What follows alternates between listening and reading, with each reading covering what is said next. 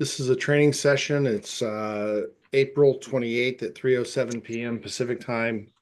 We're going to go over some occupations. We're going to try and avoid using personal identifying information to talk about any cases that are actually pending, but we'll just refer to fact patterns.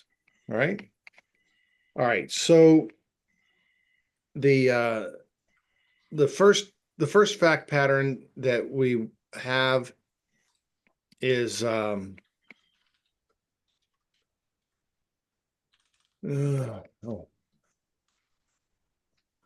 there we go.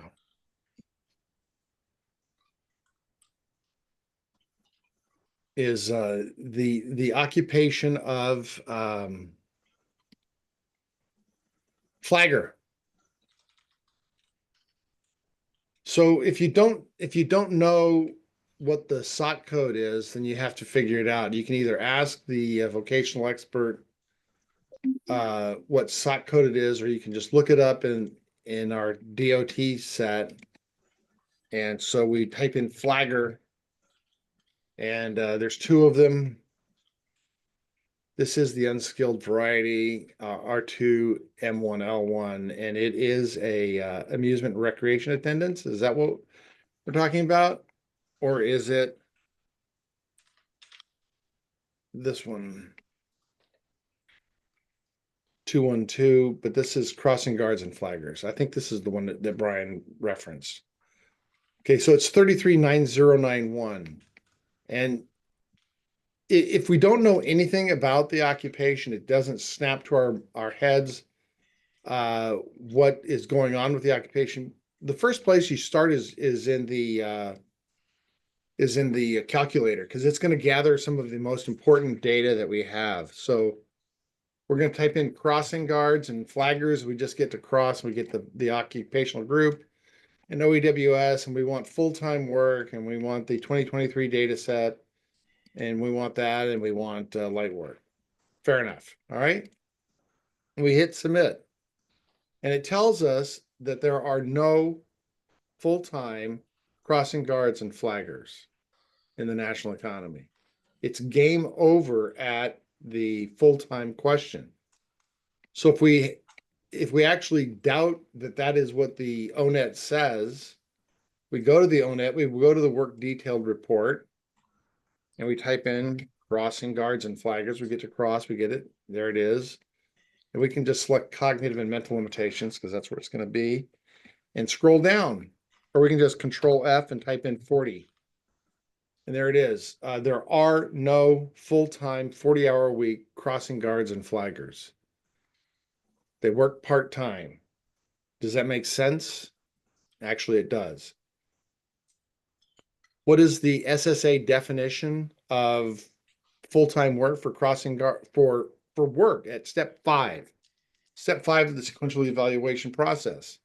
It is, in fact, a 40-hour work week under 96.8P. Young is the resident expert on 96.8P. He has it memorized. Is that right, Young? It's full-time work, 40 hours a week? Regular and continuing work. Okay.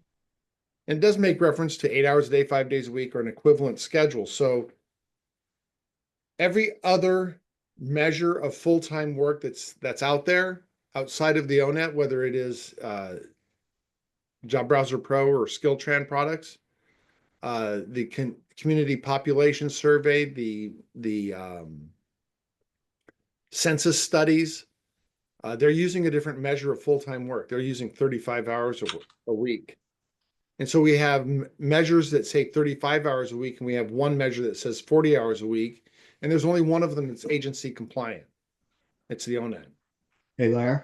The ONET is the right one. Say that again? Larry, can you go back? What is the very first thing you typed in to get the very first thing you typed in after you got the SOC code? Where did you type that in? Okay, I'll go back. And so we're going to go to occupational requirement survey calculator reports. All right, that's the one. Okay. Okay, and then that gives us the first one is our basic calculator. We're going to have more calculators coming later. But that's our basic one. Larry, who did you say so you said Job Browser Pro and somebody else uses a 35-hour week. Could you say that again? Yes. The Job Browser Pro uses community population survey, the CPS. The CPS is uses 35 hours. The Census Bureau uses 35 hours. Everybody else uses 35 hours. And so the question at a hearing, if the vocational expert says, I've only identified full-time work, is what's your data source for that? And if they don't say the ONET online, then the next question is, how does that data set define full-time work? Do they define full-time work as 35 hours a week or 40 hours a week? And then you ask them, is 35 less than 40? Is 35 hours a week an equivalent work schedule to a 40-hour work week? And if it's not, and I was not a math major at any point in my life, but I can do this one. 35 is less than 40. 8 is more than 6. 7's more than 6. Isn't there something in like without in the Social Security law somewhere that says that they consider like more than if it's more than 32 hours or something like that? Maybe it's the 35 hours. Maybe that's what I heard before. SSA doesn't say that. SSA defines full-time work as a 40-hour work week. Okay. I mean, we can, I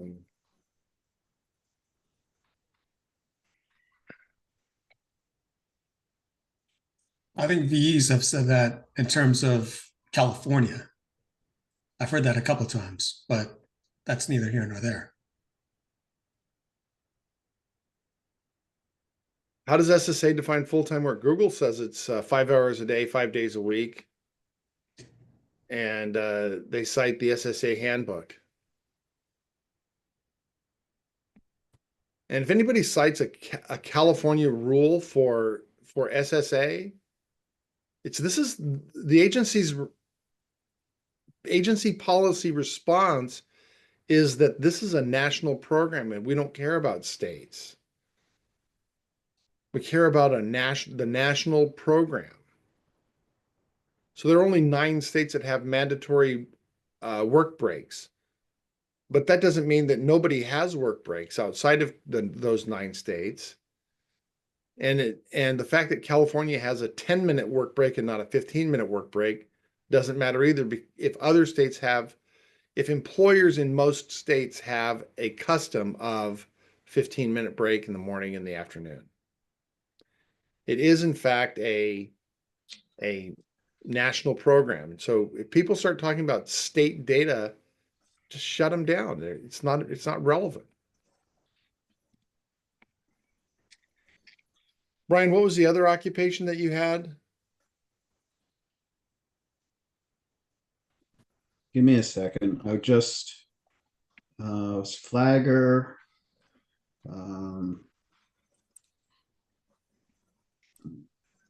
Maybe it was escort vehicle driver. Okay, Try that one because I've been getting that one a lot too. of course. Escort vehicle is a light truck driver. You can either trust me or we can look it up. Anybody have any doubt that it's light truck drivers is the right one?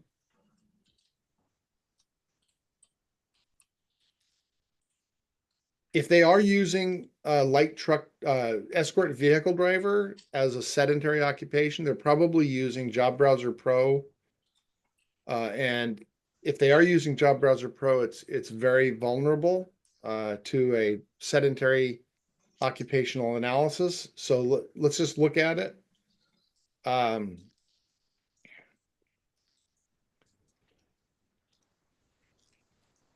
The Occu Collect calculator says there's less than 34,112 jobs that are sedentary SVP2. And so that assumes 99% of all light truck drivers are in fact full-time. Slightly less than 70% are SVP 1 or 2.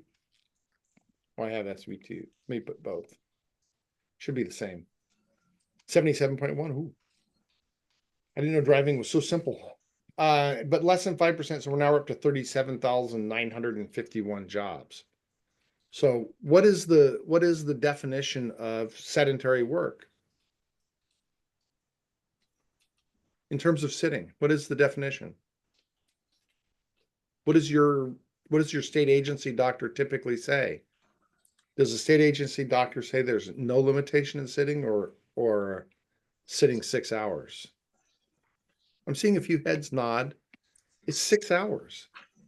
It doesn't take much of a physical impairment to not be able to sit for 8 hours a day or not be able to stand or walk for 8 hours a day.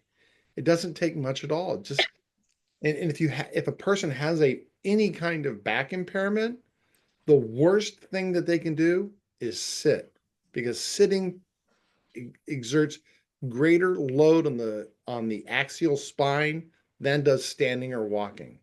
Yeah, well, we know that, right? We know that. But that's what the RFC is going to be, and we're not doctors. And so we try to argue. The RFC from the judge? No, if there's already an RFC assessment. Let's hypothetically, let's say we're at an RFC assessment. This person can only stand and walk 2 hours a day, right? And you get a vocational expert that says, if you say, you can usually back them up. Laura, let me Right. stop you right there. What did the judge say about sitting? Probably 6. Okay. So Well, I get, not to interrupt. I get where Laura's going with this, because I've had this happen too. Judge gives sedentary work. All right. They argue, they say escort vehicle driver. I go in and go, well, how many hours of sitting did you consider? They say, well, 6. And then I argue basically common sense, what you're arguing. You can't do this if you're really going to sit for 6 hours. What's the 2 hours of standing and walking encompass? And then the judge goes in, okay, I'll just change it to 8 hours of sitting. That's what you get when you start playing games, not playing games, but that's what you get when you start with that down that road. And I've seen it happen. I've seen it happen with medium work too, where I'll get medium work and then I'll go, well, would you assume the sitting requirement or the standing and walking requirements? I assumed it was 6. What is this person? What are they doing for the 2 hours when they're standing on their feet? Hold on, counsel. I want you to assume that they can stand and walk 8 hours. They don't have any limitation. So I've gotten that too. Okay. the DDS doctor said 6 hours of sitting about 6 in an 8-hour day. The consultative examiner said 6. Your client testified to less than 6. Okay. What is the evidentiary basis for a judge to say they can sit 8? None. So the question is not, take your comment. I've had this conversation with Matt many times. Take your common sense and throw it the fuck away, because nobody cares what we think about the world of work. We're talking about data. We're not talking about our gestalt of what we think, because I don't give a rip what you think. I give a rip what the data says. And what does the data say? All right, so we're in light truck drivers. The question is not name me the duties that they can do while they're sitting. Is in a typical day, how often do light truck drivers stand and walk while performing their job duties? Not what job duties they are. How much? How much sitting do they do? Okay, we have a sitting report, and we actually want percent of the day. And this is light truck drivers.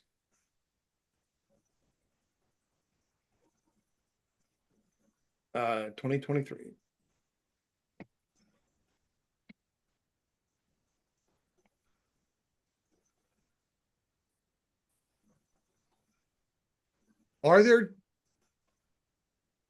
Do escort vehicle drivers sit half the day?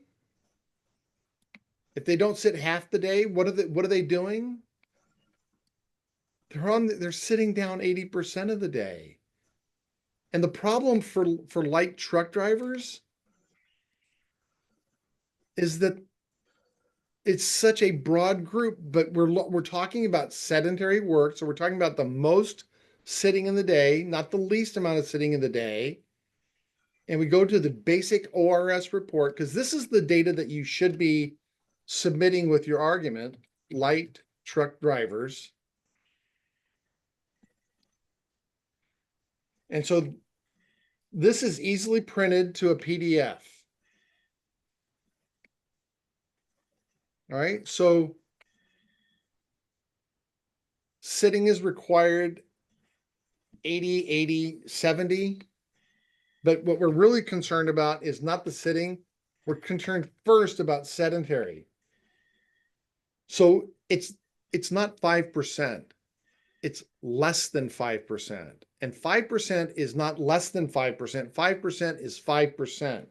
So let's look at what is actually out there. We've established with a 95% certainty that 60 plus 20 is 80, 9 plus 4 is 13, we're at 93, 93.5. And then light work is 3.2%. So we're at 98.7% of the jobs. And if the vocational expert says, I'm using the 5%, it's like, well, we've accounted for 98.7% of the jobs. Why would you use more than 1.3% of the jobs? The statistical answer, which the vocational expert is not qualified to pontificate on, is that the margin of error, they're counting the margin of error at every level that's actually measured to any degree of statistical certainty and adding them together and saying, our best guess is that it's less than 5%, and we're not giving you a certain number. We're not giving you a standard error measure, but it's less than 5%.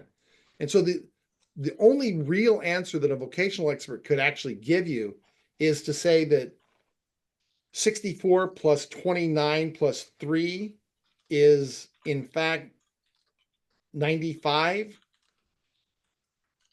That would be 96.7. So the very heavy and the sedentary combined are less than 5% combined. Not each one of them, but combined. And so the real step in terms of escort vehicle driver is to go to SkillTran. And we go to documentation.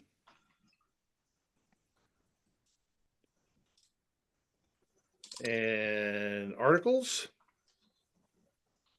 And we go to escort vehicle driver, because I don't care what your opinion is, but I do care what Jeff Truthen says about escort vehicle drivers. Okay. And so as Jeff Truthen says that that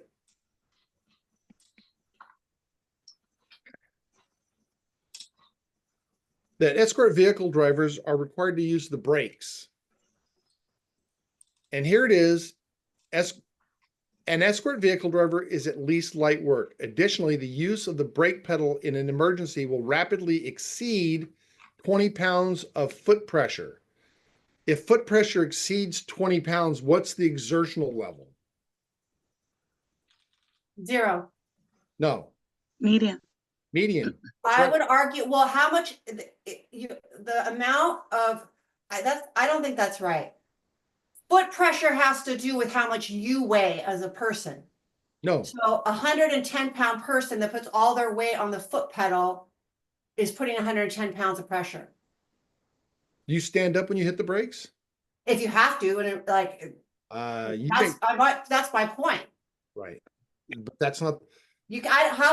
Laura, what makes you think you can Laura, compare that to Laura, medium work? Laura, The lifting 50. Laura, the DOT, the ORS, and every other data source that classifies exertion classifies foot pressure as part of the exertional standpoint. And I agree with you that being on your feet puts more pressure on your lower extremities and back than does pushing a brake pedal. But that's not the way the statistics are expressed. The statistics are expressed that if you need to rapidly push down 25 pounds of pressure on a brake pedal and you do it once a day or once a month, you're engaged in medium exertion. And So all driving jobs are common sense- medium. Say that again? So all driving jobs are medium. Probably. And the data for that is this? Right there. It's right there in front of you. Yes. Okay. There's also, I'm sorry, where did you say that it says? hold on. Sedentary work is classified as 10 pounds of force occasionally or a negligible amount of force frequently. The ORS defines negligible amount of force. The DOT does not define negligible amount of force. Negligible amount of force is 1 pound. 1 pound. And so if you have, but regardless of whether or not it's 1 pound or 5 pounds, if it's any force at all, how often while a person is driving do they have their hands at 10 and 2? Not very often. Really? All the time by law. There's at least one hand, Monica? I'm just thinking about how I drive, and I'm not at 10 and 2 all the time. Do you have one hand at 10 or one hand at 6? So Yeah. at least one hand exerting some force all the Mhm. time. My car won't let me take my hands off the wheel without beeping because it's an X and not an S that looks at my eyes. It wants hand pressure. And so I have to actually put some force on the steering wheel constantly during the day, during the time that I'm driving, at least one hand constantly. And that's not sedentary work. I have a question. Yeah. All right, so let's say the VE says, okay, well, I hear what you're saying, but the DOT says it's sedentary, and they threw out our favorite based on my experience and education. I really don't have a reason to deviate from that. Did you tell me before that that SkillTrend Job Browser Pro or Oasis was your data source for estimating 37,000 jobs? What if I say I relied on that as far as job data? Okay. And so when SkillTrend contradicts Job Browser Pro and Oasis by saying the job is at least light, how is it that you determine that SkillTrend can be trusted for job numbers, but not trusted for the amount of exertion? All right, so let's say I say, I'm relying on all these different sources and relying on my best judgment as to which sources give me the best data as far as which specific categories of information that I find reasonable. So in your experience, do escort vehicle drivers get paid for being on their feet, or do they get paid to sit in the car and drive? Of course, they're seated at least most of the time. Okay, is most of the time more than 6 hours in an 8-hour day?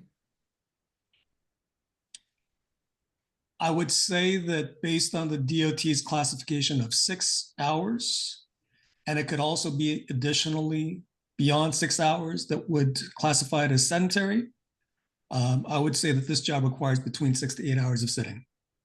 So if a person was actually limited to standing and walking, I'm going to strike that. If this person was actually limited to 6 hours of sitting in an 8-hour day, could they perform the work of an escort vehicle driver on a sustained basis if they could never exceed 6 hours in an 8-hour day of sitting? Based on my education and experience, I believe that an escort vehicle driver could sit 6 hours and then the other 2 hours communicate with other individuals in terms of routes, wait for various other parts of the job that requires me to wait. I can get out, stretch, and carry out my job duties in the seated position in 6 hours.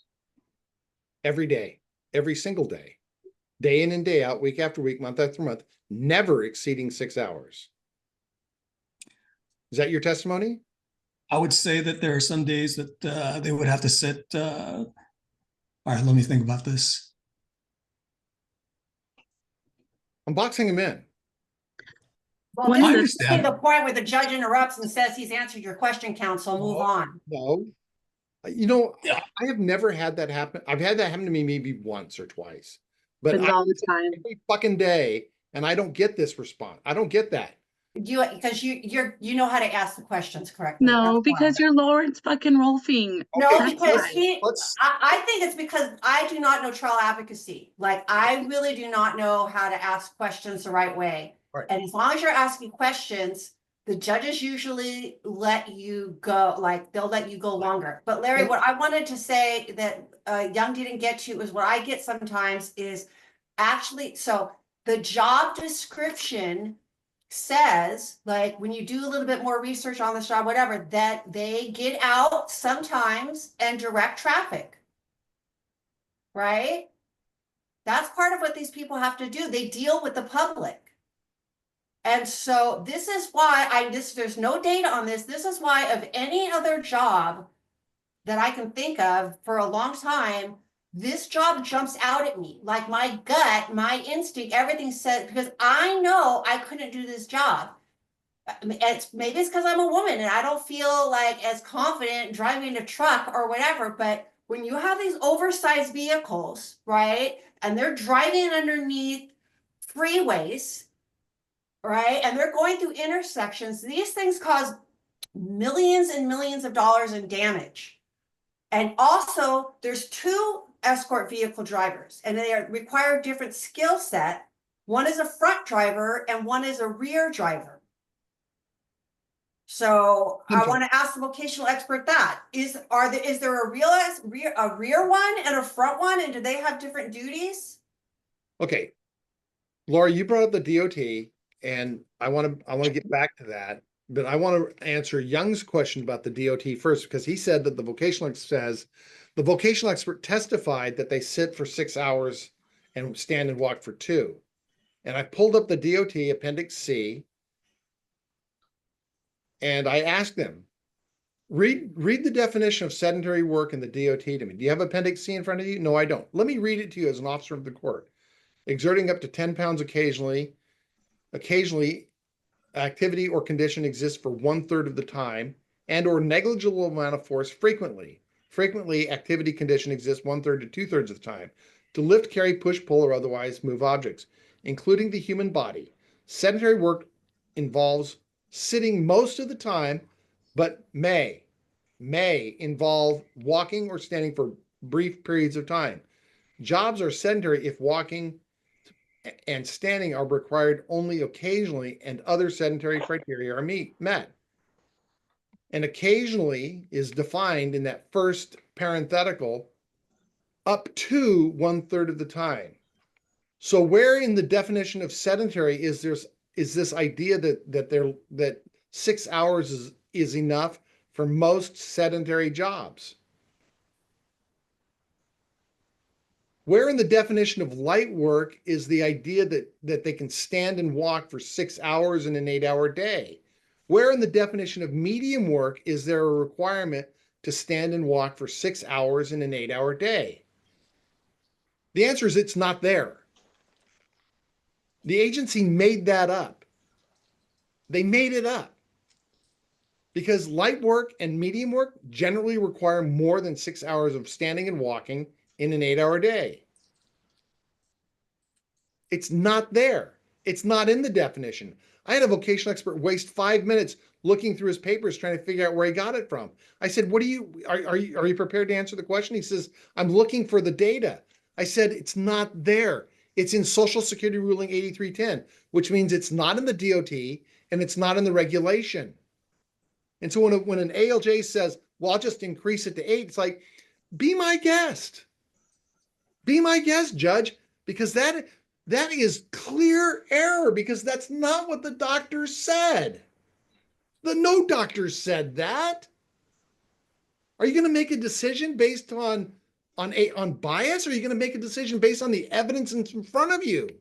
The evidence says 6 hours, and the vocational expert has conceded that this job requires more than 6 hours. This whole 8310 6-hour thing is a lie. And you need to throw it, you need to vomit out the Kool-Aid that you drank because it's poison. It is absolute poison. It's not there. I've got the DOT in front of you right here. Sedentary, light, medium. Find the word 6 in there. Find the number 6 in there. It's not there. It is not there.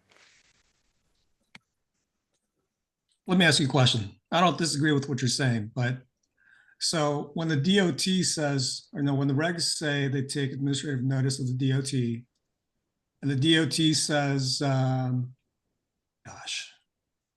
are the 7 criteria that determines what the exertional category of a job is. Standing and walking being 2 of the 7, right? So how do we get there? How does the DOT get there to say that if standing and walking is a criteria, then how are you going to classify it as light, medium, and so forth without a delineation of the number of hours?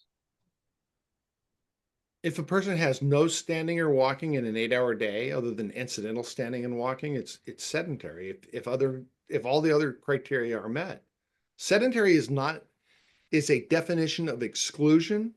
You have to exclude light exertion. So a job that's sitting all day long, but constantly moving 5 pounds or even a pound, it's light work. But the primary difference between light and sedentary work is the amount of standing and walking.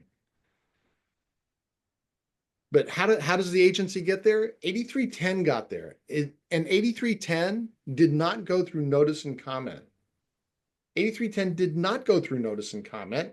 And so it isn't law. There is no case that says that 8310 is law. What they will say is that we defer to agency promulgations unless they're plainly erroneous. And I tested this in Terry v. Saul, and the court said, we don't want to get into whether or not it's plainly erroneous. We just want to get into whether or not we believe that the vocational expert and the ALJ both silently assumed 6 hours combined of standing and walking. And they did. But the case that jumps off of Terry is what, Russell? Which case is that? Revels? Or Conway v. O'Malley. Conway, the Ninth Circuit said that the 6 hours is a soft presumption. And if you ask the vocational expert, can they do this job if they're limited to 6 hours of sitting or standing and walking, and they say no, then you've rebutted the presumption that the vocational expert assumed 6 hours when they identified the occupation in the first place. The first case that I won on 6 hours of sitting was Randazzo. Randazzo was a Ninth Circuit remand on DOT conflict that went back in front of the judge with the spiky hair in San Bernardino, Silva. And I asked the vocational expert, because he identified addresser and some other BS jobs. I said, does this person have to sit for more than 6 hours an 8-hour day to perform the job? And he agreed that they do. I said, then it's out. And Silva said to me, you know that we've gotten new instructions on how to examine vocational experts. And we've been told to omit the 6 hours of sitting or 6 hours of standing and walking to give more latitude to the vocational experts to identify jobs. I said, I'm aware of that. But we're going to always ask. If you don't ask, it's forfeit. It's not waived, it's forfeit. And forfeiture is a much taller burden to overcome. Much taller burden to overcome. It's almost impossible to overcome forfeiture as part of the waiver doctrine. Laura said that escort vehicle drivers are engaged in traffic control. The DOT here doesn't say that. So whatever Laura was talking about is a different occupation, or it's a composite occupation. And it's generally performed as a Precedes, composite. escort, and maintains special difference between pilot vehicle. So what's a pilot vehicle? Um, I thought a pilot vehicle and the escort driver were just different names for the same thing. no, the pilot vehicle is the vehicle that has the wide load or the dangerous load. Okay.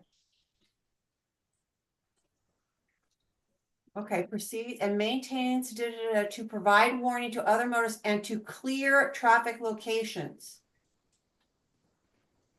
With their vehicle. With their vehicle. There's nothing in here about getting out and walking around. There is things about driving your vehicle. Well, what I'm saying is that if you ask the vocational expert might say that. Right? Then you're identifying. So are those duties included in the DOT narrative?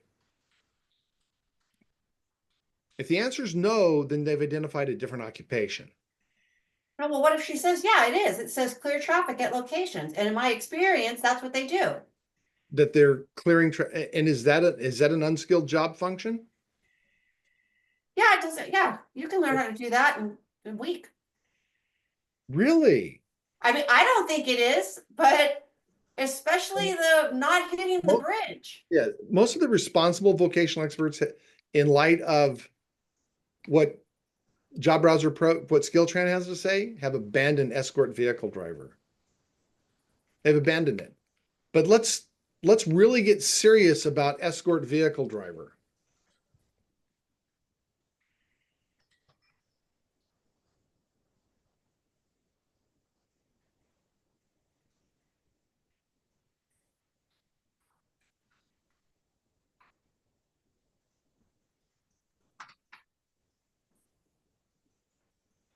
Because you're going to get something like this for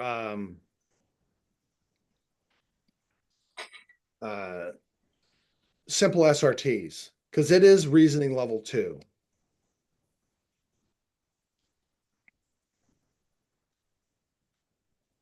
Jeff says it's misclassified, but let's just stick with, so your source for job numbers is Job Browser Pro. Yes, great. And do you agree that SkillTran, Job Browser Pro, or Oasis identifies around 38,000 jobs for this DOT code? Yes, I do. Great. All right. Do you agree that with the numbers classifications that for the individual industries? Well, that's what I use. All right. The last line is TE 1100 for self-employed workers. Is being self-employed simple and repetitive? Is self-employment a job?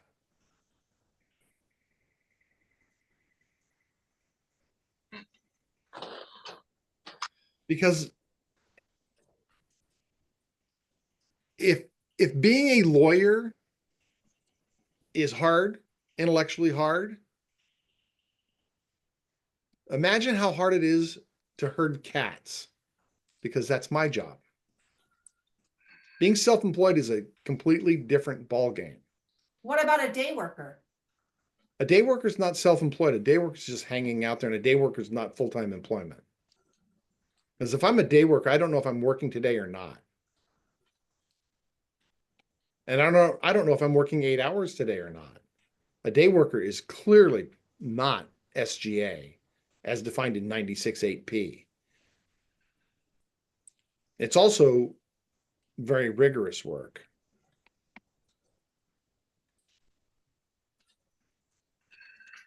Anybody want to do small products assembler? I want to do marker. Marker. Oh, I love marker. Stockers and order fillers. Okay. Full-time and unskilled and light is 1.6 million jobs. 1.6 million jobs. So we've really got our work cut out for us when they identify marker, because the baseline of the ORS and the combined with the OEWS is that there's a ton of jobs. A ton of jobs. You get occasional contact with others or no public contact. Let's try occasional contact with others or less. Only 4% of jobs. We've now whacked it down from 1.6 million to 65,000 jobs. 4% of jobs. And I'm just getting started. I'm just getting warmed up. Okay, so write down 65,000 jobs. And is that from that information come from the ORS? It does. And the OEWS. I want to ask something about that. So there's other DOTs in that SOC code. It's like, it has to do with logical reasoning. So just because that doesn't mean that it's just markers, Who cares? right? Who cares? You know what I'm saying? Who cares? I'm using marker as a example of light unskilled work that's in stockers and order fillers. Well, my point was that can't a vocational expert say, yes, but that number includes other DOT codes, and all the markers that I've seen don't have any interaction really with others, or very little. Okay, then it must be 65,000 jobs that fit that category. Because we are going to exclude everybody that has more than occasional contact. And if you're actually telling me that markers don't have any contact with others, then I need to mark no contact. And now we're Oh, down. I'm sorry. 2,000. Yeah. Okay. Yeah. Okay. So if we're only Okay. going to count the jobs that have no contact with others, then the number of stockers and order fillers, including markers that have no contact with others, is 16,000. If it's occasional contact with others, it's 65,000. If it's no limitation there, but no external customer, no important external customer contact, we're down to 98,000. If it's no limitation there, but there's no teamwork involved, teamwork is not important, we're still down to 65,000 jobs. So every limitation other than occasional bending and stooping, no exposure to unprotected heights, no exposure to pulmonary irritants, most of those are going to be nonsense. Okay, but let's get into our 2023 data set. Well, you also haven't eroded on the basis of exertional level yet, because the 2023 data set does not capture that. Okay. The 2024 data set does. All right. So now we're down to less than 10,000 jobs with occasional contact with others. There we go. Thank you, Russell. All right. So we're down to less than 10,000 jobs in the nation. Can I just jump in? This for a second? less than includes the SVP one is different. Go ahead. So this is just using ORS by itself. And Correct. And what? I'm sorry? and the ONET. And the ONET. And okay. So what happens if the vocational expert just says, I don't use those sources, then we're using sources that are recognized by Social Security, obviously. Correct? If the agency has disavowed the ONET to the extent that it's inconsistent with agency policy, this was the PDF that I sent you guys recently. SSA policy POMS.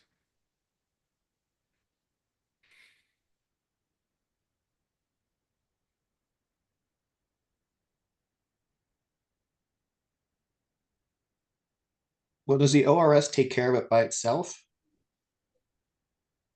Everything is a puzzle, is a piece of the puzzle. Right.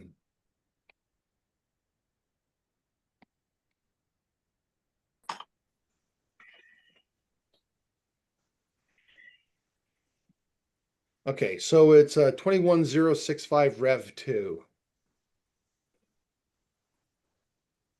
And what the agency actually says about the ONET, the Occupational Information Network, is that the ONET does not define physical exertion requirements in a way that is consistent with SSA regulations. And they're citing the physical exertion demand regulations. ONET instead groups lifting activities with rules defining non-exertional climbing, handling, and stooping and handling, which it doesn't. Accordingly, the information in the ONET is generally not usable in our adjudication process. So what does that statement about the ONET, because that's the clearest statement about the ONET that the agency has ever provided. What does that statement have to do with the ONET statements, cognitive, stalkers, and order fillers? What does that have to do with contact with others? Nothing. And so the agency takes administrative notice of reliable government published data. And is the ONET reliable government published data? Do you use the ONET in any other part of your practice? And the judge may interrupt and say, Your Honor, counsel, the vocational expert has testified that she doesn't use it or he doesn't use the ONET. Great. I'm asking you to take administrative notice of it. So I have a situation where I had something like that happen with Coulter, and he told me that back before he was an ALJ, there was no need for vocational experts. And people got lawyers, and now all of a sudden you're coming up with this new fancy argument about the ONET and me asking me to take administrative notice of reliable government data. And I looked at him and I said, "Hey, don't shoot the messenger." I was like, but I want to make sure that if my client's gonna get denied because there's jobs out there that this person is saying that there actually are these jobs with these limitations available. And he just turned around and then asked the VE, "Do you use the ONET? Have you used it? Would you ever use it as a reliable data source?" And of course, the VE said no. So at that point, what do you do? In the hearing, I know post-hearing what to do. No. I'm talking about in the hearing. Here's what the Department of Labor says about the ONET. On its webpage, reproducing the DOT. If you were looking for current occupational information, you should use the ONET. And where is that? The Department of? The Department of Labor dol.gov/agencies/OALJ, Office of Administrative Law Judges, topics, libraries, libdot. If you type labor libdot, you'll find it. So how would you answer that question? Which question? Not the question, but what do you follow up after that? After the VE says no? That they used to not use vocational experts? No, when he turns around and says, "Well, do you use the ONET? Do you not use? Would you use the ONET?" In your private practice, Mm-hmm. you have a private practice, right? Okay. I assume you have a private practice. In your private practice, do you use the ONET for any purpose at all? No. You've never used the ONET? Were you ever trained to use the ONET? It's not something that I normally use. No. I asked if you were ever trained when you were in No. education to use the ONET. So if the person says no? Well, you've now got them in a box where they're lying because Okay. they are trained to use the ONET. And most vocational experts do admit to me that they use the ONET in their private practice. And Okay, my so follow-up question is, do you find it to be reliable? For some things, that's what they say. All right, great. So in terms of collating all of this data about how often people have contact with others, whether face-to-face, by telephone, or otherwise, because that's why it's defined, who is in a better position to gather that data and to report that data to Office of Management and Budget Standards? You or the Department of Labor?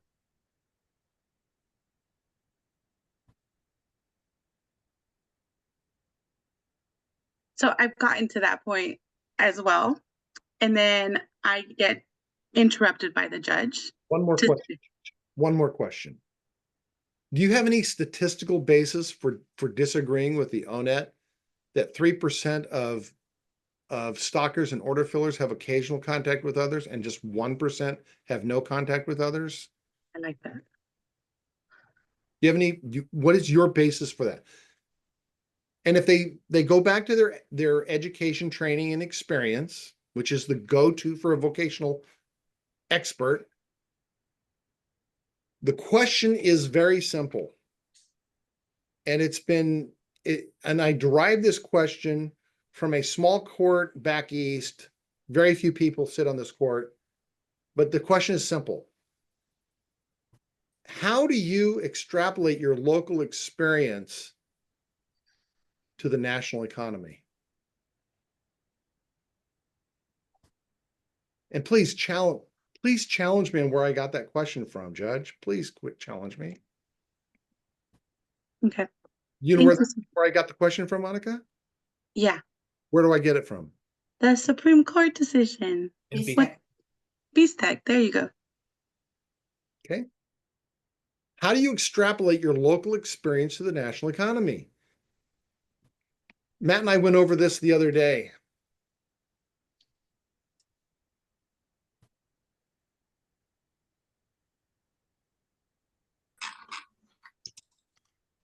Okay. If you want a 95% confidence level and the number of jobs in the national economy for stalkers and order fillers is 2.7 million, and you want your margin of error to be 5%, 5%. That's a huge margin of error. All of you have voted, or well, not all of you, but you're familiar with the polls, right? They're plus or minus how many percent? 3? Yeah. All right. If the sample size is looking for a margin of error of 5%, you have to do 385 job analyses of stalkers and order fillers to get a reasonably valid sample. But if you drop it to the standard 3%, it jumps up to 1,067 jobs. Are you telling me that a vocational expert did 1,067 job analyses? Well, did the Department of Labor? Yes. Because OMB wouldn't let them publish the data if they didn't. When you look at the data that the Department of Labor publishes, okay, so all of these dashes, Eric, tell us what all these dashes mean. If it's a dash, then they did not if scroll down to the bottom. All the way down to the bottom. A single dash designates that there's no data reported for that SOC group. A double dash designates that the occupational requirement is not reported in the data set. Okay. They don't have valid data.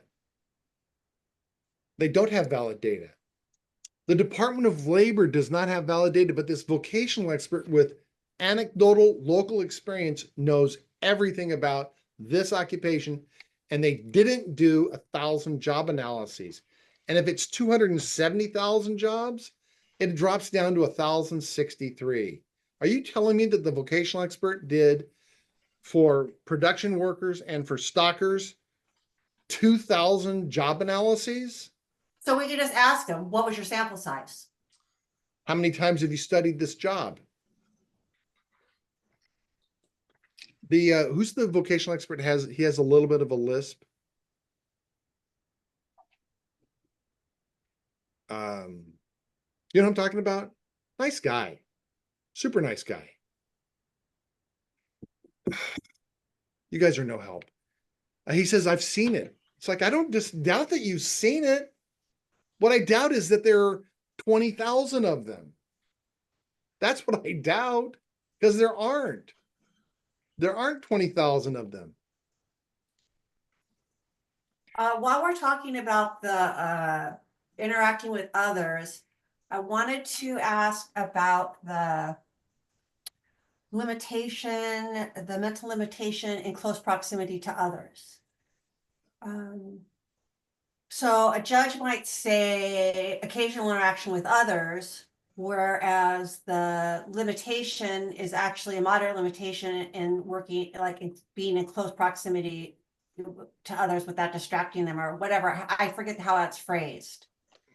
So I would like to be able to ask, we've discussed this before, but I forgot.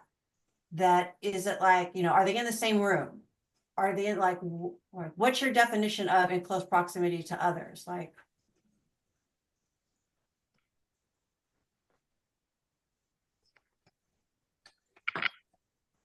Tom's mental limitations. This is my go-to for nonsense like that. And cross-examination. Would you agree that working in coordination with or proximity to others without being unduly distracted by them is critical to performing unskilled work? And I recently had a vocational expert say, I don't know about the word critical. It's like, it's not my word. It's the Social Security Administration's word. By the way, just in case you haven't noticed yet, Halex is dead. Halex has been folded into POMS. So POMS, old Halex provisions are POMS HA and then a number. So that's extra bonus points for no extra charge. Larry, since we're on this page, I'm writing a Ninth Circuit brief this week. It's actually not due till next week. I'd love it if I got busy with something else this week, so I wouldn't do it for another week, but I'm arguing the special supervision issue. And the defendant had argued in their reply that if the work's simple, they're not going to need special supervision, right? And Is that what the doctor said? this, Or did the doctor No. say we always need special supervision? the doctor said moderate limitation, the ability to work without special supervision. And the doctor didn't say that complexity mattered, did it? Did he or she? Yeah, no. Then No, they're inserting something into the evidence that isn't there. absolutely. And so I love this because usually this limitation is juxtaposed with the occasional interaction with supervisors, and then this one as well too. And my argument is that that they're a job killer when you have them together, because that's a whole nother argument, because then you can argue like, Let's not conflate two different arguments. yeah, thank you. So if the limitation is no more than occasional interaction with supervisors, the question that I ask a vocational expert is, if the person ever needs more than occasional supervision from supervisors, are they unemployable? The answer is yes. If you need occasional supervision, you're not employable. I need you to work independent. That's what and so to have any special supervision is to run afoul of what the agency has described as a mental ability critical to performing unskilled work. And if the doctor said this person has a moderate limitation in working without special supervision, that applies to all levels of complexity. Unless the doctor said this person can work without special supervision in simple work. you don't have to convince me. So I use this. And I'm definitely going to use that, of course. Right. What I'm asking is, it's kind of like an anticipation, just an understanding. So if let's say a person has a moderate limitation in concentration, persistence, and pace, and they needed, because of that, the judge says, because of that, they're going to be limited to simple work. So then when we're coming up with special supervision, sometimes like the thought comes like in my research is that you're like, oh, well, this person is going to need special supervision for what? Like, what's the special supervision going to entail? Does this person need tactile, criticism and like someone who's going to be able to put up with a very moody employee, or somebody that might be crying, or somebody like, what is, I got a really good answer from AI actually, but what is that? And are there two, is it overlapping with another one of these limitations, like being distracted or concentration, persistence, and pace? Because that's going to have to be, they're going to have to come up with some argument, which is what they did. They just made their own statement that simple work means that they won't need it, but Well, you never know. My least favorite argument to make is a failure to fully and fairly develop the record. But it's twin, it's identical twin I'm willing to make.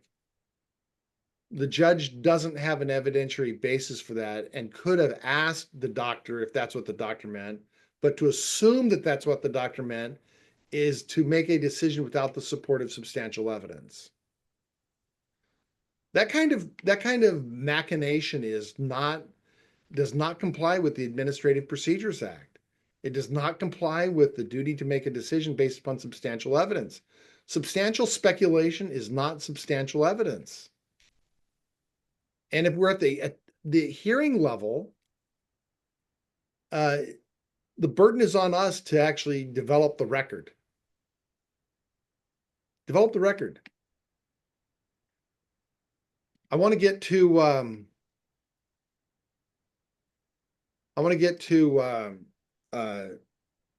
small product assembler and all the other production workers, all other.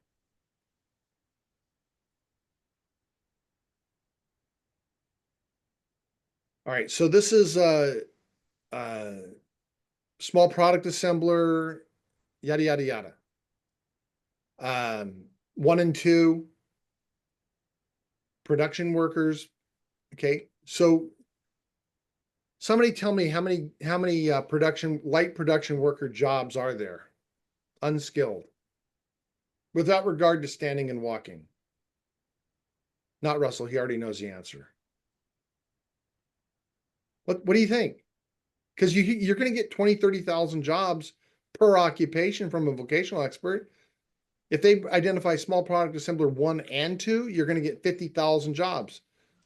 Does that sound reasonable to you? Does that work? Matt? Is it around 50,000 total light? I did this last week, but I forget. So 9,000, oh, none. Hold on a second. We got 2024. Russell dragged me off. 8,000 without accounting for them standing most of the day. Correct.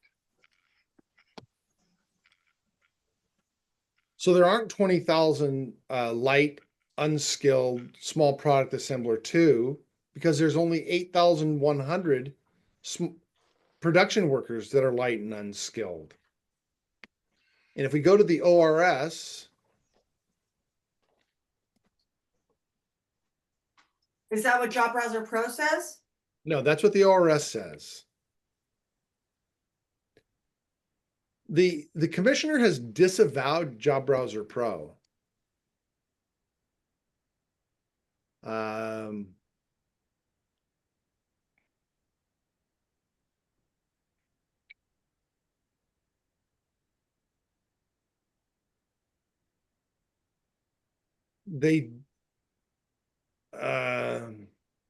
It's in a different EM, but the commissioner says that they do not endorse Job Browser Pro's methodology. So this is a report that Eric has been working on, and so we're going to get the number of jobs that are standing and walking 75% of the day or less. And an ALJ from Chicago asked me where I got 75% from, and I said 6 divided by 8 is 75%. because I am You gotta that. fill in the rest of the info though. Yeah. You didn't tell me I had to redo everything. By the way, there's no ONET data for any occupational group ending in a 9. So don't look for it. It's not going to be there.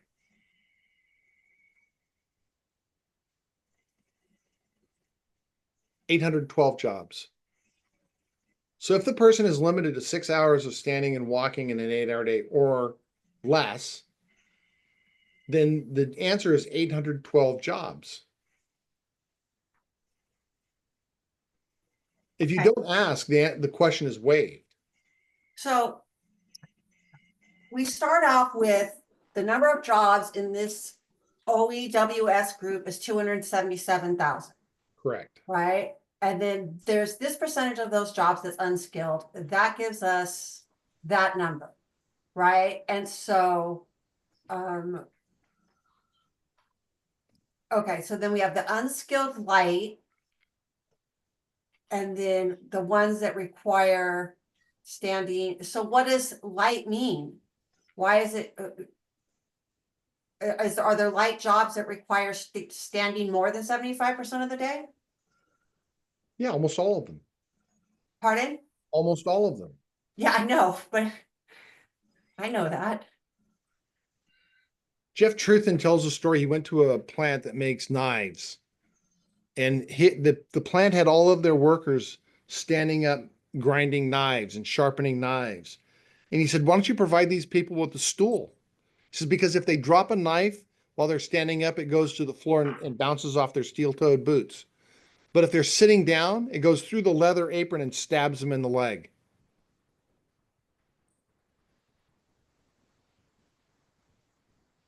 So that would be in the cutlery manufacturing industry.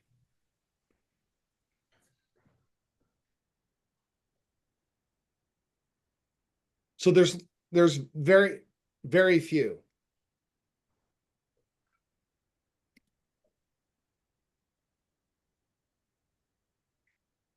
Lens inserter, final assembler, yada, yada, yada. How many jobs are there? Less than 366 in 52 DOT codes. And it's a less than, and if we go to our DOT, this is production workers. This is not, we're going to do it to production workers.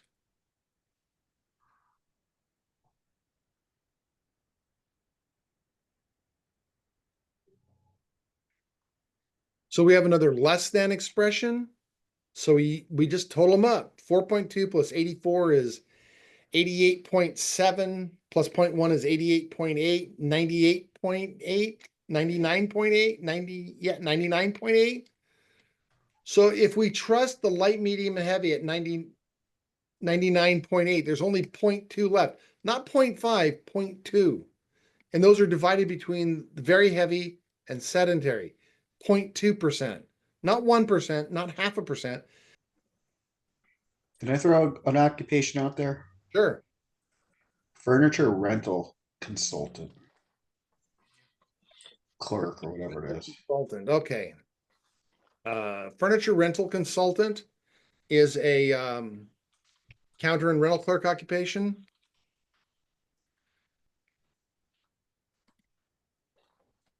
And we're not going to like the numbers. 77,000 jobs. But if we throw in, because if you can do the full range of light work, you're not disabled if you're under 55. So we throw in occasional contact with others for counter and rental clerks, and we go down to 0. Yeah, that's the one that they usually comes up with the furniture rental clerk, I think, is the handling. Or the sit stand option. Yeah, I get that too, but it's more like the handling, I think, is I think it's only occasional if I'm not mistaken. All right. So in the SCO, how is handling defined? Anybody? Russell, can you tell us how handling is defined? Yeah, it's using the hands to manipulate, and the fingers are involved to the extent that they're an extension of the hand. All right. So you cannot handle without using your fingers. So I want to change the vocational, I want to change the question just slightly, Madam, Mr. Vocational Expert. I want you to assume that the person can only occasionally use their fingers during an 8-hour day. Can they still do this job?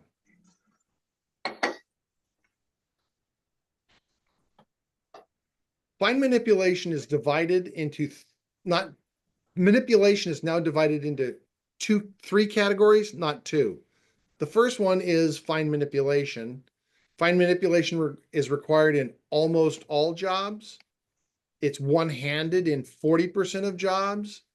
It's required in both hands in almost 60% of jobs. 2023 data set. Seldom, occasional, frequent, very little, constantly, almost none. Keyboarding is now separated from fine manipulation, and it's required in 89% of jobs. And it's required occasionally in 61% of jobs, and frequently in 19% of jobs. And gross manipulation is required in almost all jobs, and it's required with both hands in 86% of jobs, and occasionally in 57 and frequently in 42. So you're the vocational expert. You tell me, how do I combine the three different data points to come up with a conclusion that all of these jobs require no more than occasional use of the fingers?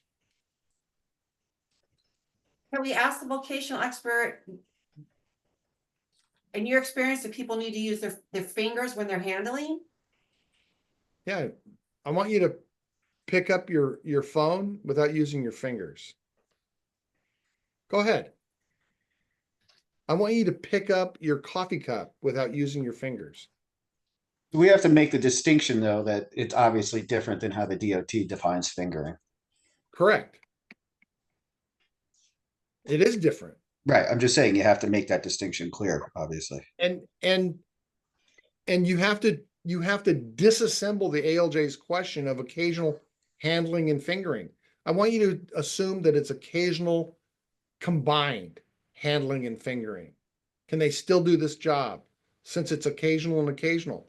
It is possible for two occasionals to still be occasional if they're both 15, 16, 17, not 17, both 16% or less, or you have a 20 and a 10. It is possible for two occasionals to equal occasional, but it is impossible for two frequents to not reach constant. Because the bottom marker for frequent is 34%.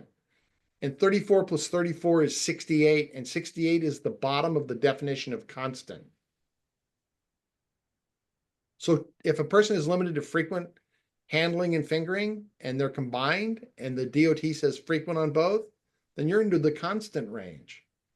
And if you have frequent handling and occasional fingering, you might be into the constant range, but you have to ask. You have to ask. You have to, and on something like this where the data does not give us a clear answer, then we have to set it up in such a way that we can ask and get a meaningful answer. There are some things that I don't know. And I don't know anything. All I know is I know how to read. I can tell you what the data says. But if 80% of the jobs require occasional fingering and 60%, 61%, 62% require occasional keyboarding, and 57%, the majority of jobs require occasional gross manipulation, how often are these people actually using their hands? Because it would be very difficult for an occasional, and an occasional to not add up to frequent.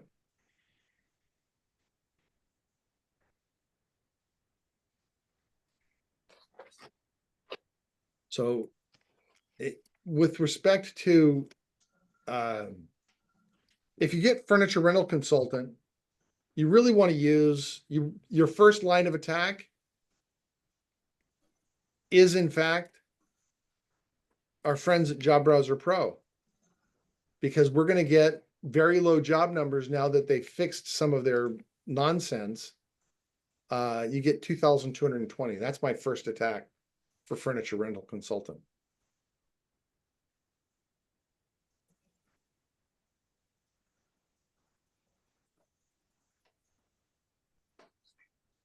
None of these jobs are performed the way the DOT envisions them, because the DOT was last updated. 10,000 of the 13,000 occupations were last updated when I was in high school.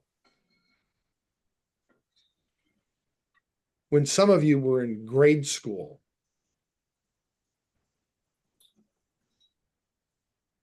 I mean, 6th grade or less. Some of you weren't even born or thought of when this Wasn't even thought of. wasn't even thought of, not even imagined. No. Larry, what about making a pivot table and submitting it to the judge after the hearing with an explanation of how we came to have to support that pivot table? I think you're better off submitting the calculator and submitting the ONET trimmed down to cognitive and mental. Or if you have an environmental case where there's pulmonary irritants, you can use the ONET for that. But I prefer to use the ORS for environmental limitations. The environmental limitations, exposed to heights. So very few jobs are exposed to heights. Heights is a non-limitation limitation. Outdoors, a lot of jobs are outdoors. That's important to know. And we're looking at, this is counter and rental clerks. Moving mechanical parts, nothing. Hazards, not exposed. So I basically restrict my use of the ONET to cognitive. Oh. I avoid physical demands because it's not agency, it's not policy compliant, but I do use the cognitive. I use it all the time.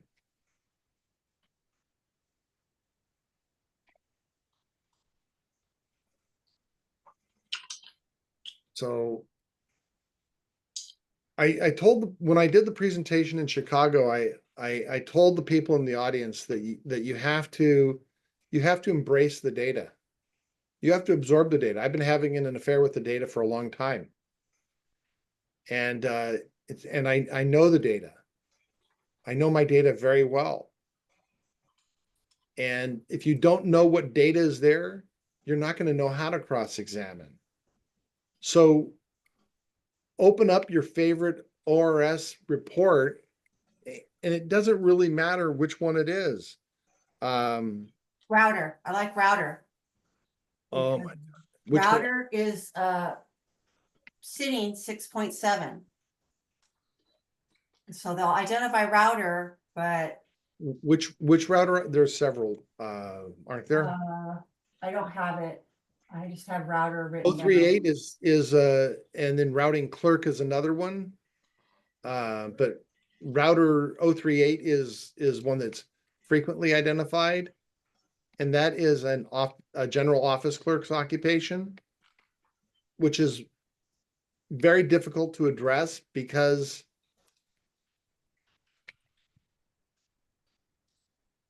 the occupational base is so large. All right, so if we just look for the basic light work, you go from 1.8 million down to 98,000, 99,000 light unskilled general office clerks, which includes router, which is different than the 117,000 that Job Browser Pro identifies, because Job Browser Pro is not considering any of the ORS data. Jeff Truthen is coming out with a new program to he's going to call it the hypothetical generator, and it's going to let you put in elements of the hypothetical and come up with a job number. All right, but if you pick occasional contact with others, you're down to 1,900 jobs. Because it turns out that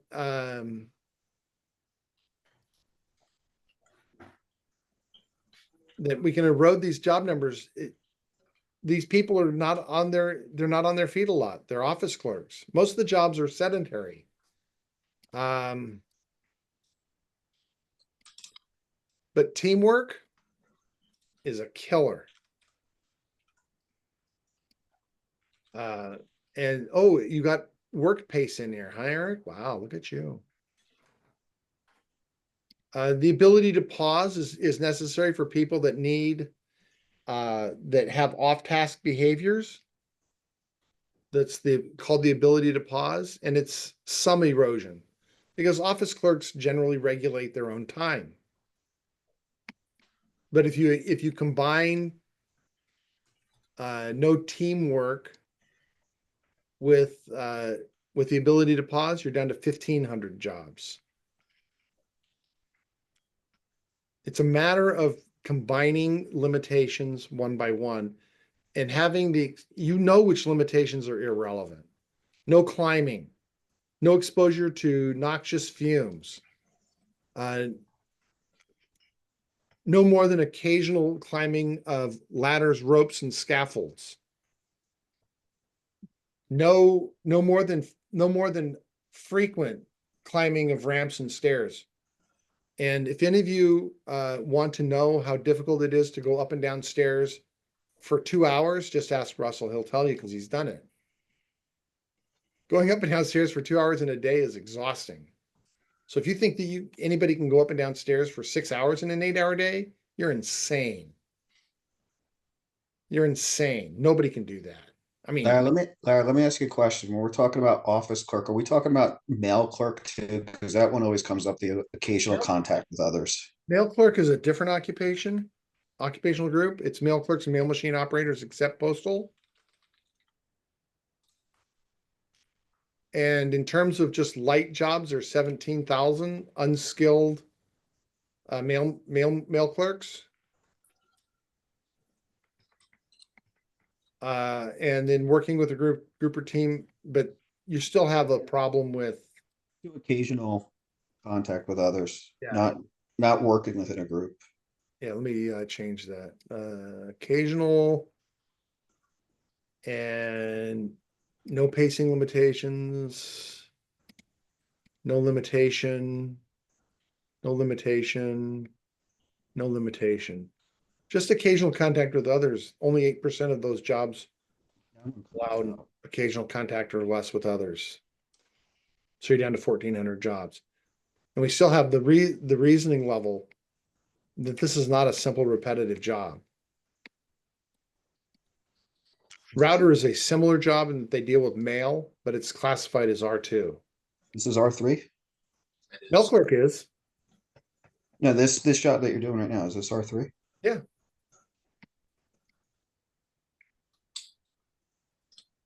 I believe it. You don't have to show me. You might be from Missouri. I don't know. There it is. R3.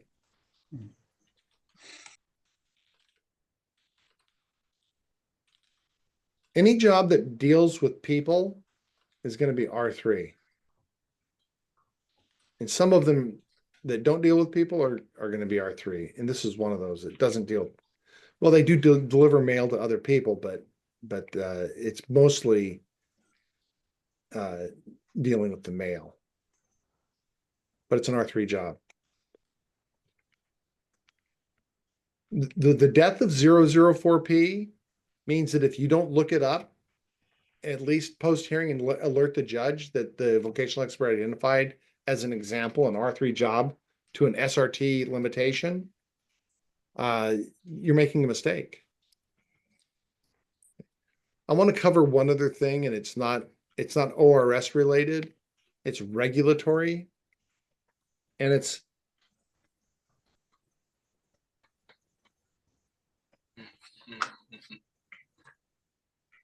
so in light of the change in the PRW classification to 5 years, anybody that's outside their DLI is generally going to be no past relevant work. Most of your SSI claims are going to be no past relevant work. So I'd like you to assume an individual that has a limitation to simple repetitive tasks and has another severe impairment. Another severe impairment. If they're limited to simple repetitive tasks, are they going to be capable of doing work that requires the abilities of a high school education and above?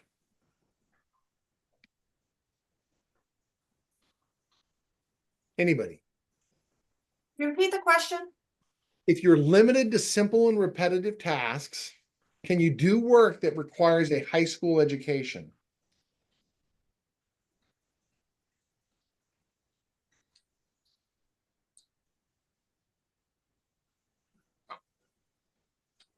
Because someone with a high school education can do semi-skilled through skilled work. Can a person Well, with limited education do that kind of work?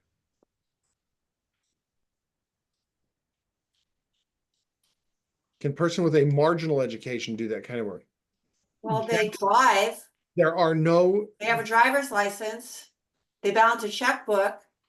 and according to the DOT, having a driver's license is unskilled.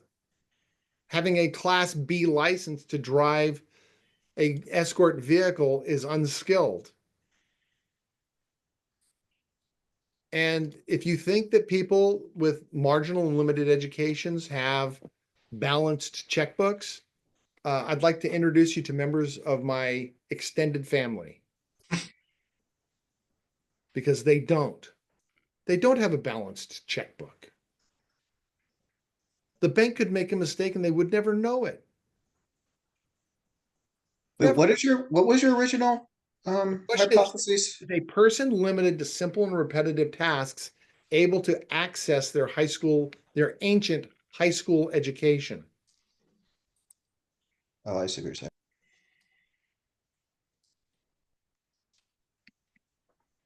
I bounced this off of Young on Friday. Those of you that missed the lunch, you missed out on a good one. We had a nice lunch.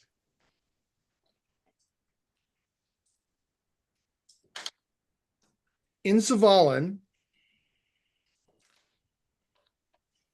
the commissioner argued that Zavalin had a special ed high school education.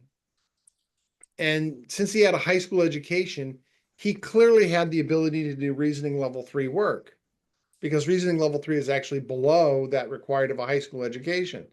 And the court said there's no rigid correlation between reasoning levels and the amount of education the claimant has completed. Completed. The question is whether the person can apply increasingly difficult principles of rational thought and deal with increasingly complicated problems.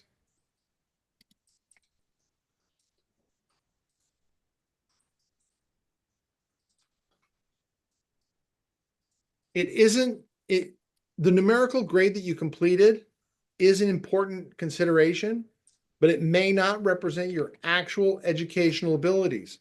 So again, I ask the question, if you're limited to simple and repetitive tasks, can you access and use your high school education? And if the answer to that is no, then you should be treated as having a limited education. Most. Say that again? I said at most. At most, a limited education. So have you argued this? What happens? Well, we're going to find out. We just Okay. filed the brief. Did we file the brief yet, We Russell? did. We did. We filed it today. All right.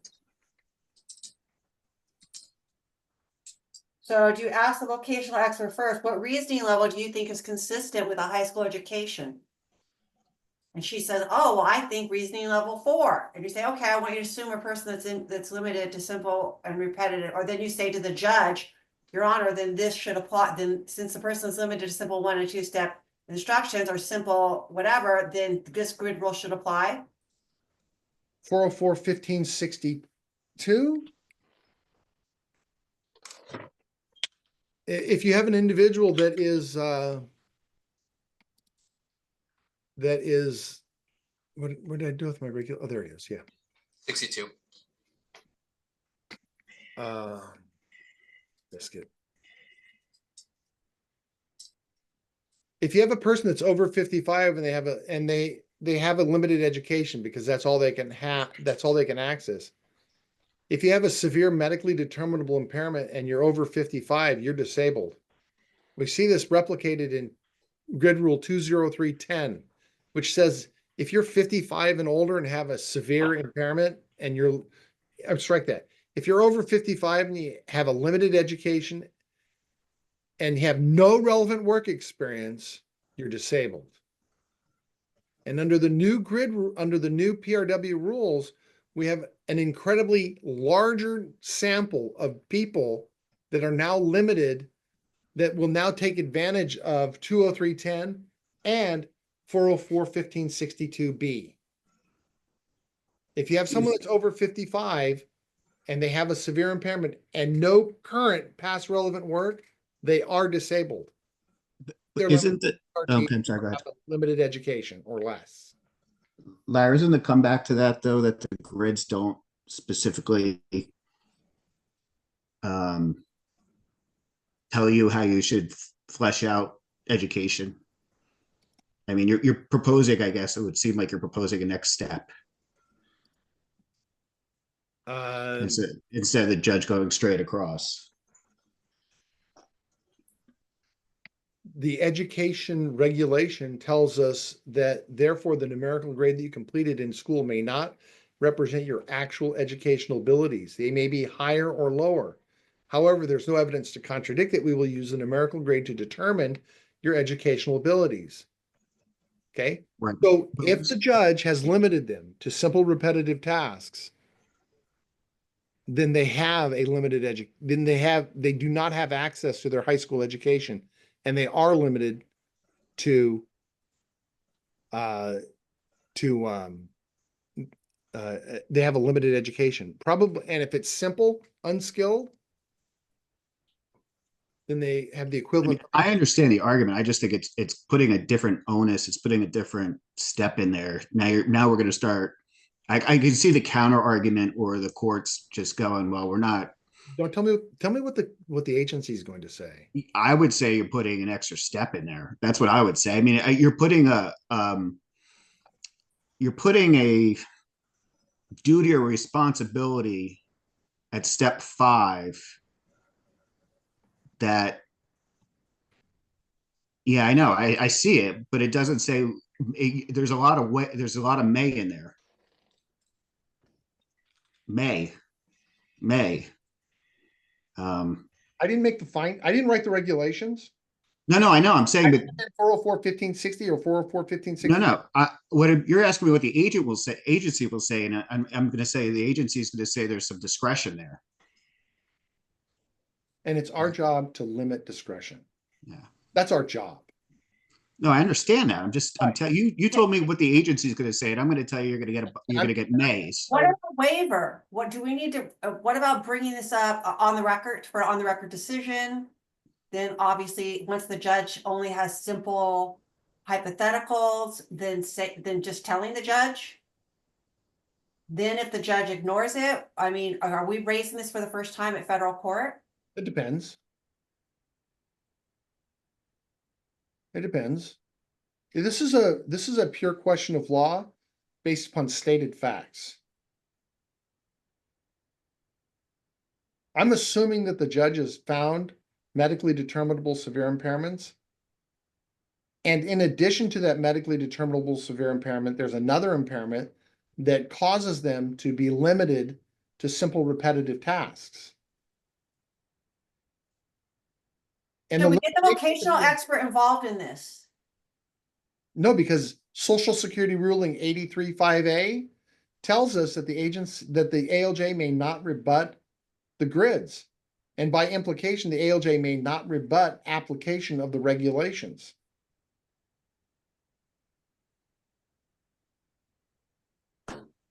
Once the findings of fact have been made, so let's assume that the judge says they have a high school education, but they're limited to simple repetitive tasks.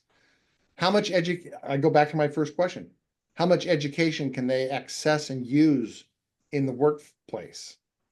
Can they use their high school education, or are they limited to something less than a high school education? I think you're answering your question of why it's not a simple fact-based argument. It I mean, is- not a simple question of law. There's got to be a factual determination there. The factual determination is that they're limited to simple tasks. It's already been made, yeah. That's right Right, there. but I understand that, but you're also equating, and you're taking the logical leap that a limitation of simple tasks isn't able to access your high school education. And I think that there needs to be a factual determination, not just based on your supposition and what you believe is correct. A high school education, you have the ability to perform semi-skilled through skilled work. A limited education, you need. It doesn't say only though. Huh? It doesn't say only. We're adding. I'm pushing back because you asked me to push back. People work below their educational abilities every day. Right. I'm pushing back because you're asking me to push back on what the agency is going to say. I'm going to push right back at you. If you are limited to simple unskilled work, you can't do more than simple unskilled work, then you have the functional equivalent of what Russell said, less than a limited education, a marginal education. You cannot, there is no way that you can cognitively perform better than simple unskilled work tasks. That's not my finding. That's not my argument. That's the ALJ's finding. Let me ask you a question. When someone has a high school education, but a special education, graduated from special ed, what do we consider that? We consider that to be probably a marginal education. And because that's the argument that we could have been made. Right. We could have made that argument. You could make the same exact argument. Okay. Could you? So here's the how I have handled it in the past. And my question is, did you get a diploma or did you get a certificate of completion? And somewhere in the last 5-10 years, the state of California, which is where most of our cases are at, have stopped differentiating between a person with an IEP, special education. They just get a diploma. So my question is, did you complete an exit exam? Did you complete a competency exam? No, I didn't. Were you in special ed? Yes, I was. What classes were you in special ed for? All of them. Mathematics, whatever. It turns out that the median person in America, the median adult in America between 18 and 65, the median person has less than a 6th grade reading, writing ability, mathematic ability. Less than 6th grade. And so for somebody to be limited to SRTs and be treated as they have a marginal education is not shocking to me at all. It's not shocking to me at all.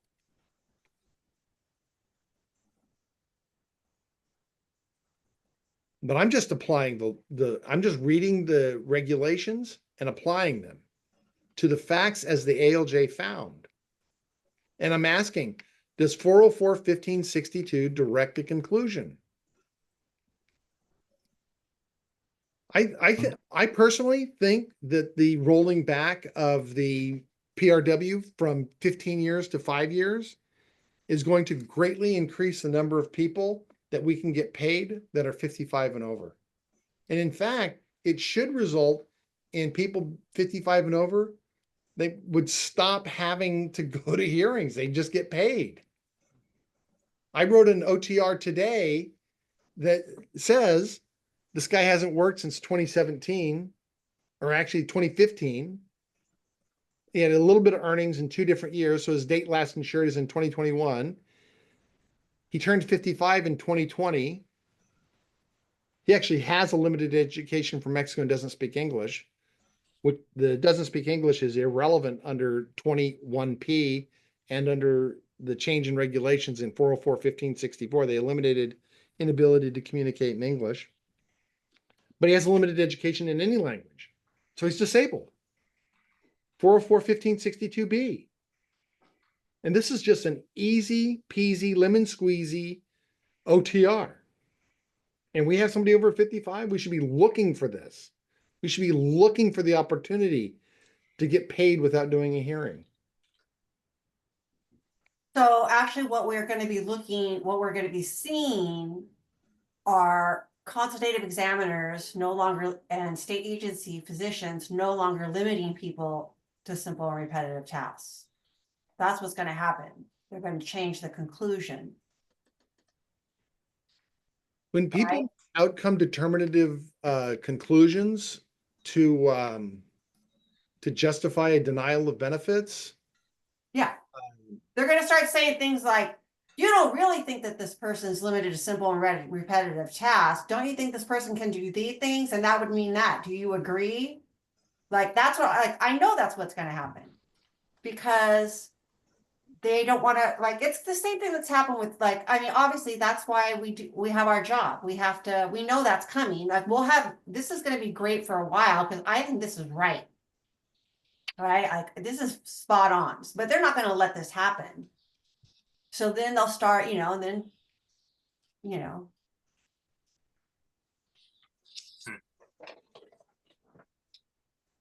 yeah. Unless, of course, that's the thing. I mean, like they say, like with AI, I mean, we don't know what's gonna happen.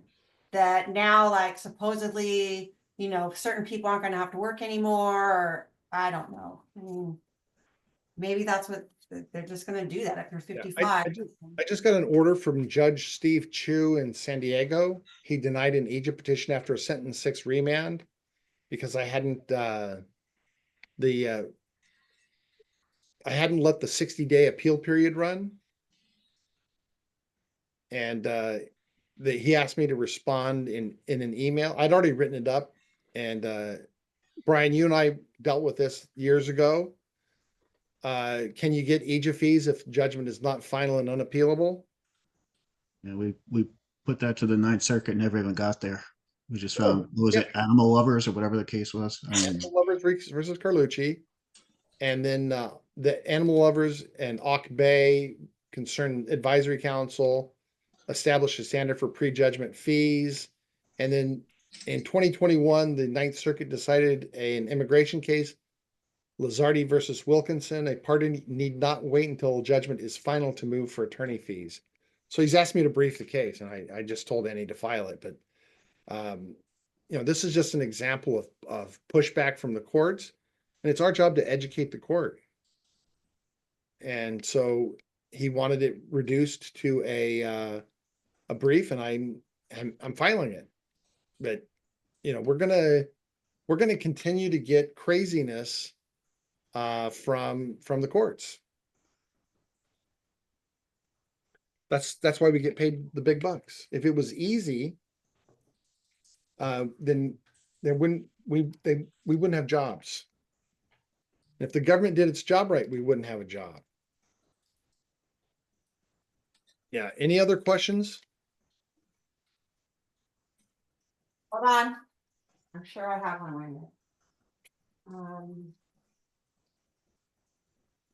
What about, I wanted to ask about when the judge adds a sit-stand option as an accommodation, right? He's like, oh, so let's say, it's too much standing for one job, too much sitting for another job. So then the judge says, oh, okay, this person can stand for and sit for, and I'm going to add that as an accommodation because I want to credit some of their subjective testimony. And then because of that, now all of a sudden it opens up jobs, right? So kind of like I was arguing, like if they identify, so maybe there's only 9,000 of one job, or there's 18,000, but with the sit stand option, there's 8, and then the same thing with the other one, and now we have enough jobs. I've seen that with other things. So the other one is with the, I think I lost on this issue. Some courts are on the 3 to 5% off task argument, like that the judge is just making it up. So there's kind of like this, some courts say, hey, he didn't have to include it at all. He did it, he did it as an accommodation for this person's for their pain complaints. What about that? Where'd the judge get 3% from? He made it up. Okay, that's my. Well, he didn't make it up. He's doing this person a favor by actually giving them more limitations than the doctors did by considering the subjective pain. But there's no basis, then why did that becomes not, that becomes a clear and convincing reasons for rejecting the claimant's testimony that they have more limitations than 3% of the workday.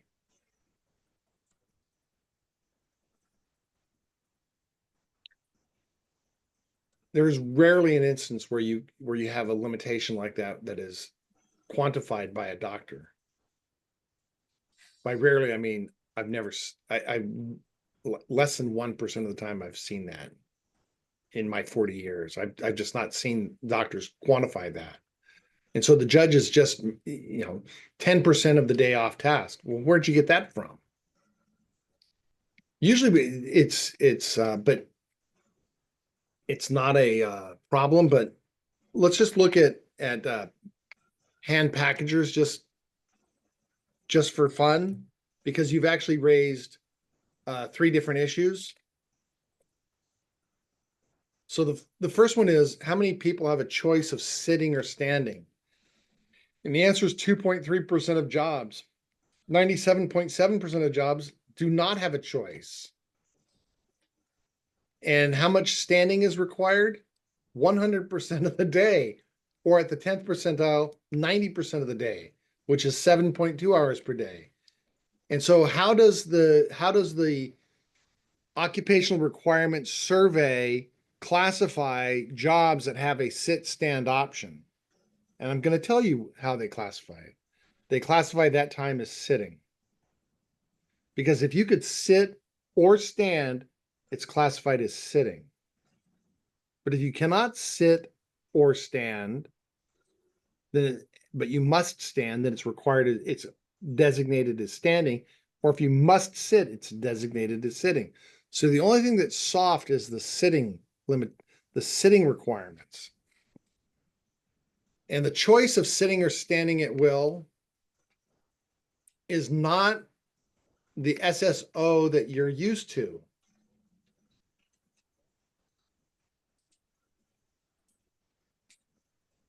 The sit-stand option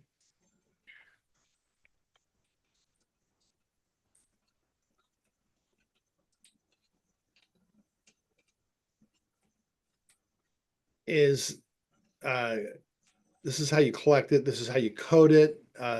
So we're at this is out of the Occu collect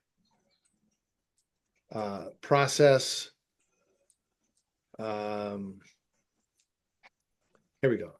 Sitting in or stand, the virgule, that's what that's called, virgule. It means and or. Sitting or standing at will. The ability to alternate between sitting and standing at will is present when the following conditions exist. The worker has flexibility to choose between sitting or standing throughout the day, and there's no assigned duty time during the day to sit or stand, and there's no external factors whether the employee must sit or stand. If the answer is yes to all 3 of those factors, then we have sitting or standing at will, which means very few jobs.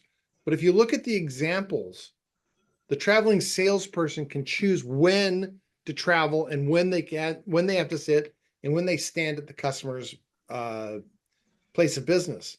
So they have an at-will.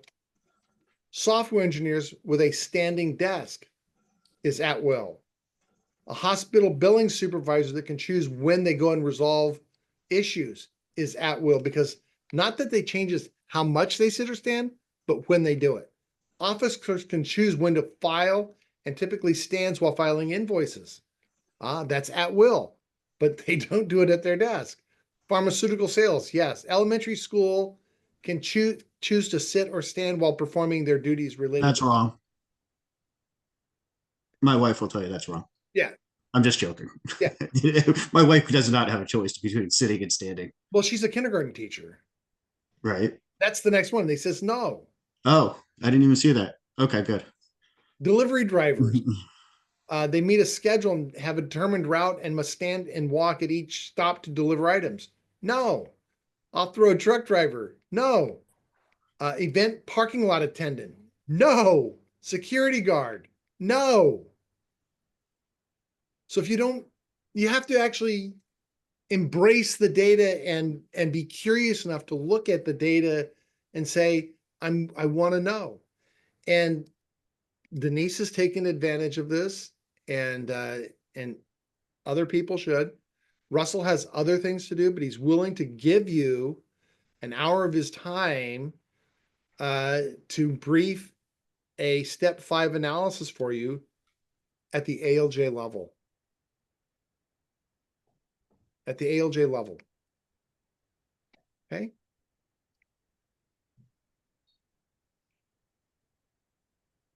The data is massive, but it is easily mastered.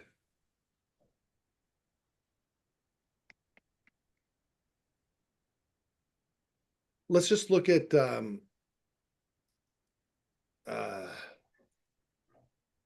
packers and packagers hand.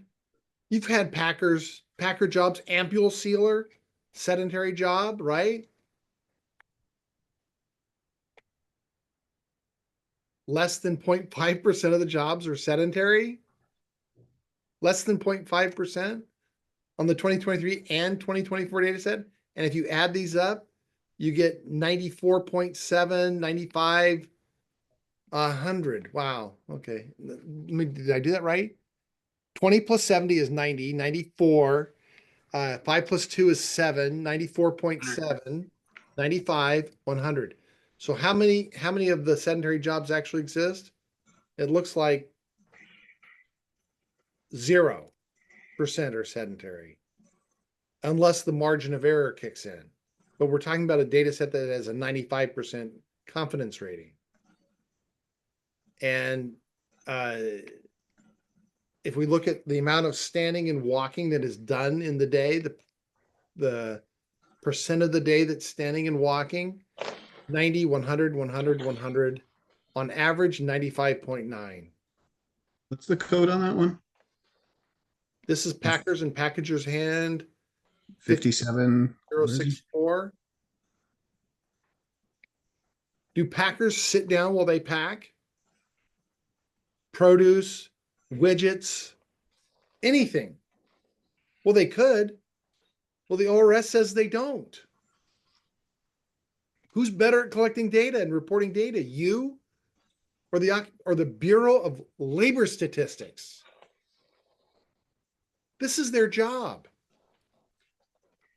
Let me phrase the question slightly differently to really make it poignant for you. Who's better at counting votes, Sidney Powell or the Secretary of State of Georgia? Or do you prefer Rudy Giuliani?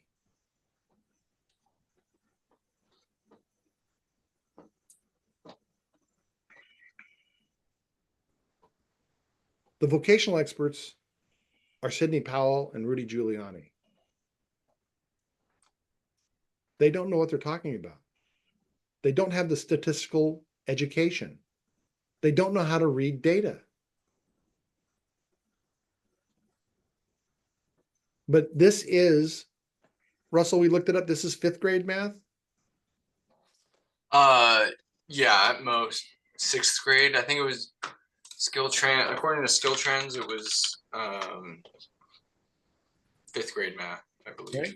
5th, 6th, this is elementary school math. You take a total number of jobs and apply one percentage after another to erode the occupational base.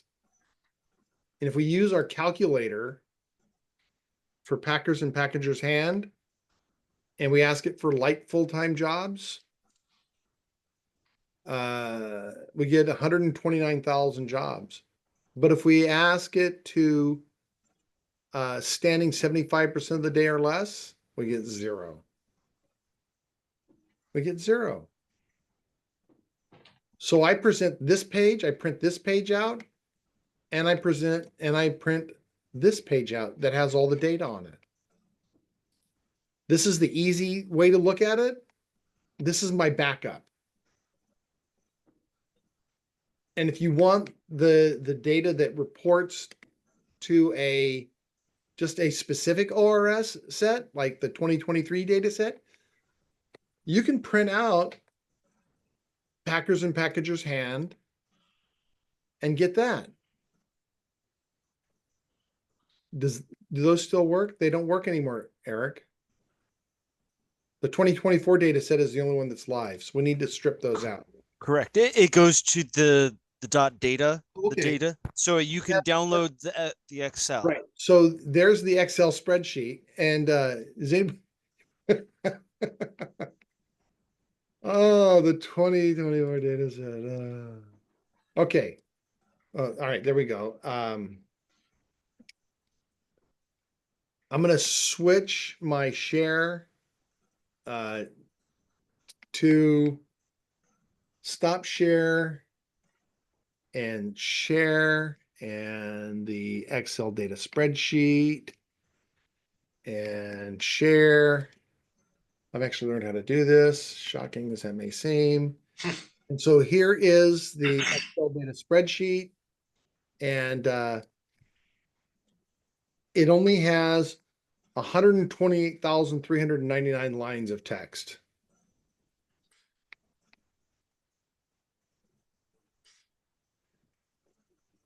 That's the Excel spreadsheet. So Eric, my question is, should we be looking at should we be referencing the page or referencing the Excel spreadsheet? It takes you to the page to download the Excel spreadsheet. I don't know. Should I just download? There's no URL that you can just, because it's on a click, it downloads. You There's can't. no URL to take you to it, is there? Yeah, you just copy the link address Okay. to the Excel spreadsheet. Actually, it would be this one, Yeah. and this one, and that one. Okay. Okay. And then the other report, just to let everybody know that not making all of this up. This report, the 2023 RS full-time SVP 1 and 2 by education, is actually a compilation by BLS. This is their report just in our data set. And I actually I had the case of Vaca Orozco at the agency level, and it was reversed and remanded by the Ninth Circuit Court of Appeals on the literacy issue. And I won the case in front of Judge Duan. So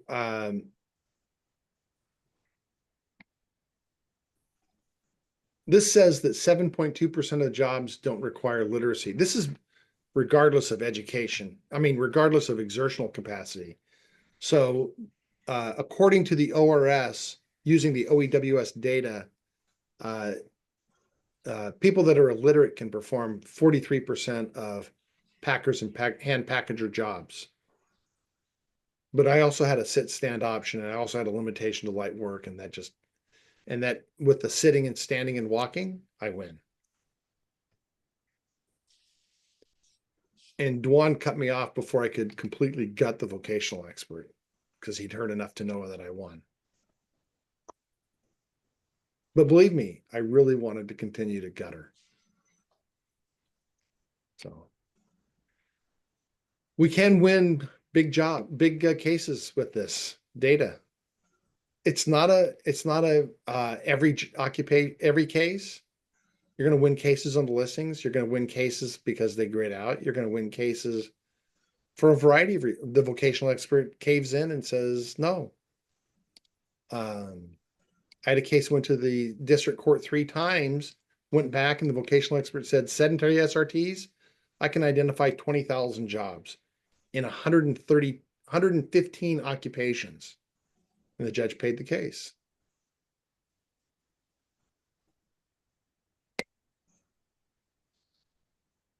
So we've gone on for 2 hours. I think this is good. Good place to stop.